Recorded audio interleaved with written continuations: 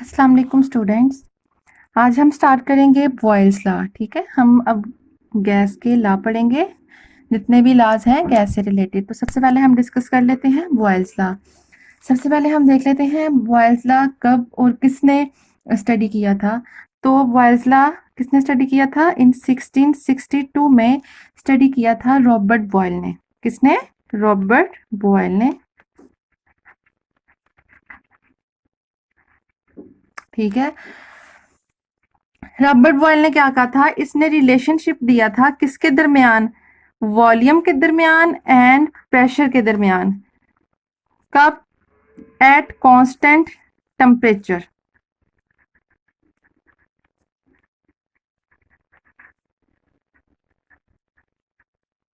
ठीक है, अब हम देखेंगे कि जब हम टेम्परेचर को कांस्टेंट कर देंगे तो वॉल्यूम का प्रेशर के साथ क्या रिलेशन होता है। ठीक है, अगर हम इसकी मैथमेटिकल रिप्रेजेंटेशन दें तो रॉबर्ट बॉयल ने कहा था कि जो वॉल्यूम होता है ना, वो इनवर्सली प्रोपोर्शनल होता है किसके? प्रेशर के। अब ये किसकी बात कर रहे हैं हम? ये वॉल्यूम भी गैस का है और प्रेशर भी किसका है? गैस का है। ठीक है, तो क्या कहा था उसने कि जो वॉल्यूम है वो इनवर्सली प्रोपोर्शनल होता है pressure of the gas. Okay, इस पॉइंट पे क्या है? हमारा जो टेम्परेचर है वो क्या है? कांस्टेंट है। ठीक है, उसने पहली कंडीशन बता दी कि वो जो स्टडी कर रहा है एट कांस्टेंट टेम्परेचर पे कर रहा है। अब हम क्या करेंगे इसको? अब हम नेक्स्ट अगर करें तो ये वॉल्यूम है। ठीक है, इधर इक्वल आ जाएगा और अगर हम इस प्रोपोर्शनैलिटी कांस्टेंट को खत्म करते तो यहाँ पे कोई ना कोई कांस्टेंट आ जाएगा। हम कह देते हैं यहाँ पे के कांस्टेंट आ जाएगा और वैसे ही क्या आ जाएगा? 1/p आ जाएगा साथ हमारे। ठीक है, हम इसको ऐसे लिख सकते हैं। ठीक है, इसको हम ऐसे भी लिख सकते हैं। अगर अब हम बॉयल्स लॉ स्टेट करें तो हम बोलेंगे कि Boyle's law can be stated as, हम इसको अब स्टेट कर लेते हैं।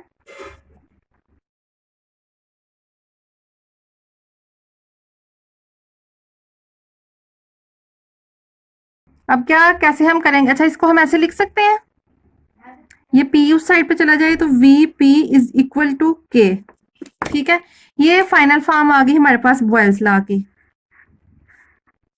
ठीक है, अब हम इसके अकॉर्डिंग इसको स्टेट करेंगे। देखना हम कितने मजे से इसे स्टेट कर देंगे। अब हम बोलेंगे कि Boyle's law can be stated as the product of, ये किन दो चीजों का प्रोडक्ट है? Volume and pressure. Product of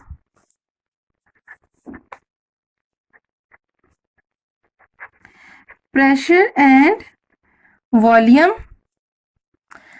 of a fixed mass of gas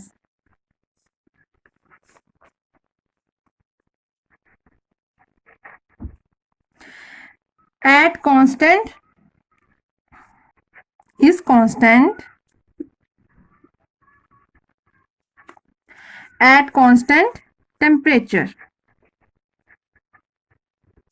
ठीक है, ये ला बच्चों आपने एज इट इज याद करना है। ठीक है, जो डेफिनेशंस होती हैं और जो लॉज होते हैं उनको हम एज इट इज याद करते हैं।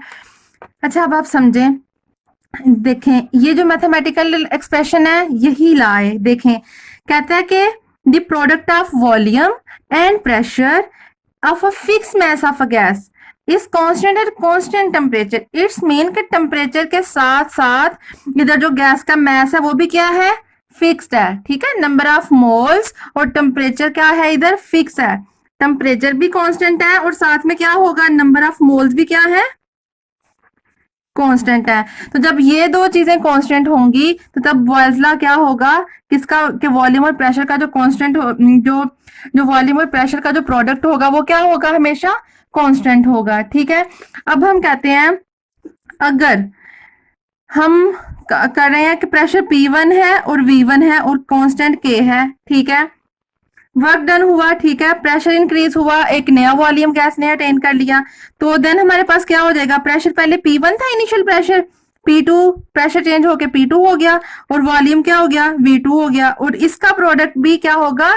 के इक्वल होगा, कांस्टेंट के इक्वल होगा। अब ये हमारे पास क्या है? इनिशियल प्रेशर है। ठीक है, और ये आपके पास क्या है? फाइनल प्रेशर है। ये वॉल्यूम क्या है आपके पास, इनिशियल वॉल्यूम है, और ये वाला वॉल्यूम क्या है आपके पास, फाइनल वॉल्यूम है। ठीक है, अगर अब हम इन दोनों को कंपेयर, इसको अगर हम इक्वेशन 1 कह दें और इसको 2 कह दें, अगर हम इन दोनों को कंपेयर करें तो आप देख सकते हैं कि इनकी जो राइट हैंड साइड है दोनों की क्या सेम है, तो इसलिए हम एस को ऐसे लिख सकते हैं P1V1 is equal to P2V2। ठीक है, तो ये भी क्या है, एक बॉयल्स लॉ की एक फॉर्म है कि इट्स मीन कि जो सेम, जब कांस्टेंट सेम है तो इनके वेरिएबल सेम है, जब वेरिएबल सेम है तो ये दोनों एक दूसरे के इक्वल हैं। ठीक है, और इससे हमें पता चलता है कि प्रेशर और वॉल्यूम में क्या रिलेशन है। तो ये था बॉयल्स लॉ।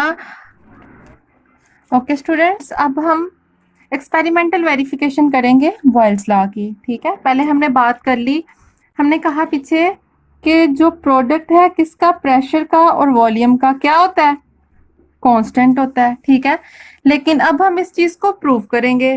ठीक है, अब ये हमारे पास कह लें ये एक गैस का सिलेंडर है।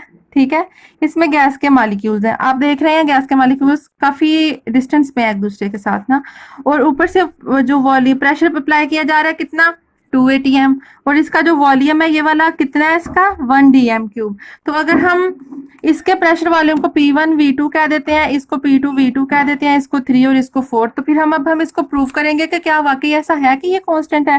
तो ये हम इन सब के रिलेशन लिख लेते हैं पहले, P1V1, ठीक है, P2V2, P3V3 एंड P4V4, 4 है ना हमारे पास, यस। ठीक है, ओके अब हम देखते हैं, अब हम प्रूव करेंगे कि क्या वाकई ही ये कांस्टेंट है, ये इन दोनों का प्रोडक्ट। तो मुझे ये बताएं कि P इस केस में जो 1 वाला सिलेंडर है, अगर हम इसको कह देते हैं ये 1 वाला है, ये 2 वाला है, ये 3 वाला है और ये 4 वाला है, तो इसके केस में प्रेशर कितना हमारे पास, 2 atm, मल्टीप्लाई वॉल्यूम कितना है, 1 dm³। तो जब आप इन दोनों को मल्टीप्लाई करोगे तो आपका आंसर क्या आ जाएगा, 2। ठीक है, और यूनिट क्या आ जाएगा साथ में, atm एंड dm³। ठीक है, क्योंकि यूनिट भी साथ में मल्टीप्लाई हो गए। अगर हम अब 2 वाले की बात करते हैं तो प्रेशर कितना है उसमें, 4। अब देखें, जब हम 4 atm का प्रेशर अप्लाई कर रहे हैं तो क्या होगा, सिलेंडर ये वाला जो पिस्टन है ना ये मूवेबल है, तो प्रेशर कम था, और जैसे ही हम प्रेशर किसी चीज के ऊपर ज्यादा देते हैं तो क्या आती है चीज, नीचे को आती है, और प्रेशर ज्यादा अप्लाई करने की वजह से वॉल्यूम क्या हो गया, कम हो गया, गैस के मॉलिक्यूल्स क्या आ गए एक दूसरे के बिल्कुल क्लोजर आ गए हैं। तो इस केस में कितना प्रेशर है, 4 atm मल्टीप्लाई बाय वॉल्यूम कितना है, अब इस केस में रिड्यूस हो गया, 1 का हाफ हो गया, क्योंकि अब अगर हमने प्रेशर डबल कर दिया तो वॉल्यूम क्या हो गया, हाफ हो गया। क्यों कि प्रेशर जो है वो इनवर्सली प्रोपोर्शनल है किसके, वॉल्यूम के, कि अगर हम प्रेशर को ज्यादा करेंगे तो वॉल्यूम क्या हो जाएगा, कम हो जाएगा। इसी तरह से जब हमने प्रेशर को डबल किया तो वॉल्यूम क्या हो गया, हाफ हो गया। जब हम इसको इससे मल्टीप्लाई करेंगे तो भी आंसर हमारे पास क्या आ जाएगा, यही आएगा, 2 atm dm³।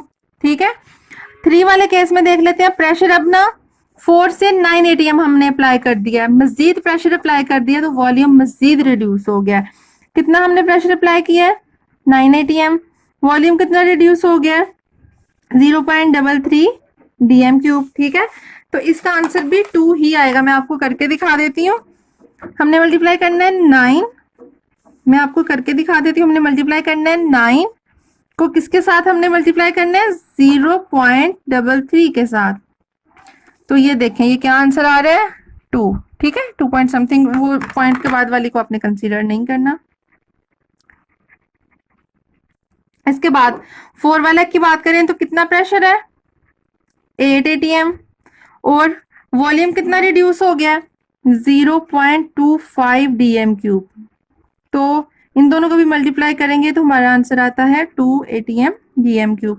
इट्स मीन कि आप के प्रेशर और वॉल्यूम का जो प्रोडक्ट है वो क्या कांस्टेंट, देखिए हर केस में कितना आंसर आ रहा है, 2 2 2। क्यों, क्योंकि जितना हम प्रेशर ज्यादा करते जाते हैं उतना वॉल्यूम कम होता जाता है, और इनडायरेक्टली इनका जो प्रोडक्ट है वो कांस्टेंट रहता है। अगर हम वॉल्यूम ज्यादा करते हैं प्रेशर कम हो जाता है, प्रेशर ज्यादा करते हैं तो वॉल्यूम कम हो जाता है, इसलिए इनका जो प्रोडक्ट है वो क्या रहता है, कांस्टेंट रहता है। अच्छा, इधर अब एक एग्जांपल है, एग्जांपल नंबर 5.1, ठीक है।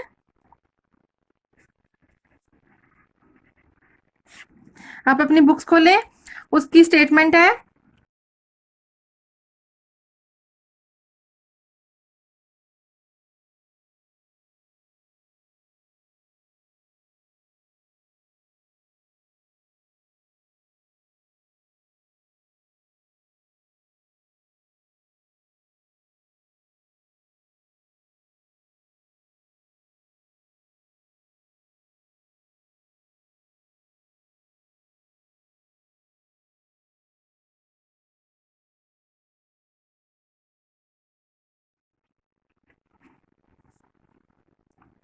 अच्छा, ये देखें, अब ये एग्जांपल है आपकी बुक पे 5.1, ठीक है। दो एग्जांपल्स दी गई हैं इस टॉपिक के बाद, एक मैं आपको करवाऊंगी, एक आप खुद करेंगे। तो चलिए यहाँ इसकी स्टेटमेंट देख लेते हैं। कह रहे हैं a gas with volume 350 centimetre cube, मतलब ये V1 वॉल्यूम है, कितना दिया हुआ है, 350 सेंटीमीटर क्यूब।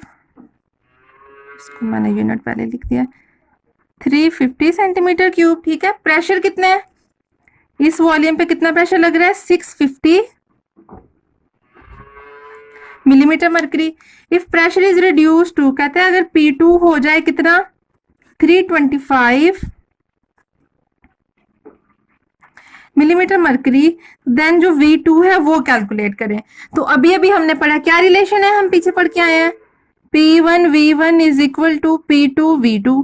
तो P1 क्या है इधर, 650, ठीक है, और V1 क्या है, 350। P2 क्या है, 325, और V2 हमने क्या करना है, फाइंड आउट करना है। इसको हम ऐसे लिख सकते हैं, ये यहाँ पे मल्टीप्लाई हो रहा है, इधर नीचे आके क्या हो जाएगा, डिवाइड हो जाएगा। तो क्या ये ऐसे रिलेशन बन जाएगा हमारा, ठीक है। और जब हम इनको इससे मल्टीप्लाई करेंगे, फिर इसको इससे क्या करेंगे, डिवाइड करेंगे, तो आप करके देखें, ये आंसर आता है हमारे पास 700 सेंटीमीटर क्यूब। ये हमारे पास क्या आ गया, V2 आ गया।